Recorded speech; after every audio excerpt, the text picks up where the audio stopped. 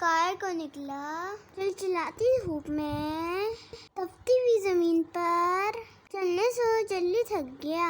एक बड़े से रेतदार दरख्त के नीचे आराम करने लेट गया। वो सोया ही था। कुछ चूहे अपने बिलों से बाहर निकले और नादानी से उसकी पीठ पर उछलने कूदने लगे। शेर की आँख खुल गई। वो कुर्राया, गुस्से में आकर एक चूहे को अपने पंजे में दबोच लिया। वो उसे मारने ही वाला था कि चूहे ने निहायत ताज़ी से के कहा, ए जंगल के बादशाह, मुझ गरीब पर रहम कीजिए। मुझ जैसे छोटे और कमजोर को मारने से आपकी खानदानी शराफत पर आँच आएगी और सारे जंगल में बदनामी होगी कि जंगल के बादशाह शेर ने एक चूहे को मार दिया।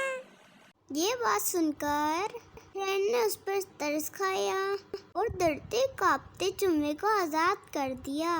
कुछ दिन बाद वही शेर शिकार के लिए जंगल में निकला। वो शिकार की तलाश में उधर उधर फिर ही रहा था। अचानक शिकारियों की जाल में फंस गया। उसने निकलने के लिए बहुत हाथ पाँव मारे, लेकिन जाल से ना निकल सका।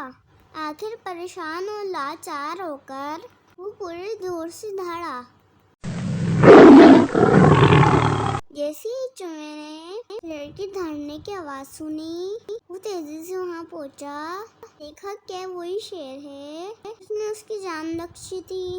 वो शेर के पास गया और कहा, ए बादशाह सलामत, मैं आपका दोस्त हूँ। आपने मेरी जान बख्शी थी। आप बिल्कुल फिक्र मत करें। ये कहकर वो जल्दी जल्दी अपने नन्हे तेज दांतों से जाल काटने लगा। उन जरा सी देर में जाल काटकर शेर को आजाद करवा दिया।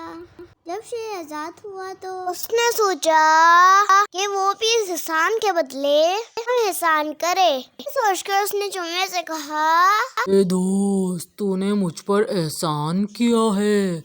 जो तू मुझसे मांगेगा मैं दूंगा। बोल, तू क्या मांगता है?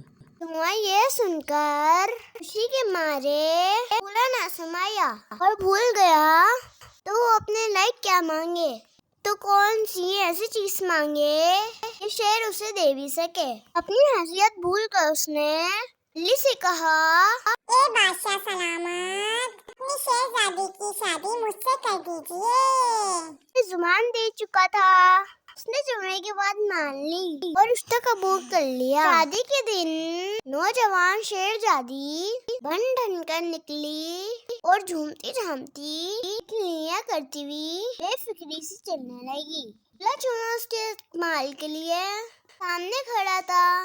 बेख्याली में इत्तेफाक से शेरजादी दुल्हन का पाँव दुल्हा चूहे पर पड़ गया और वो बेचारा वहीं पिसकर ढेर हो गया। स्टोरी अच्छी लगी है तो चैनल को सब्सक्राइब कर दें।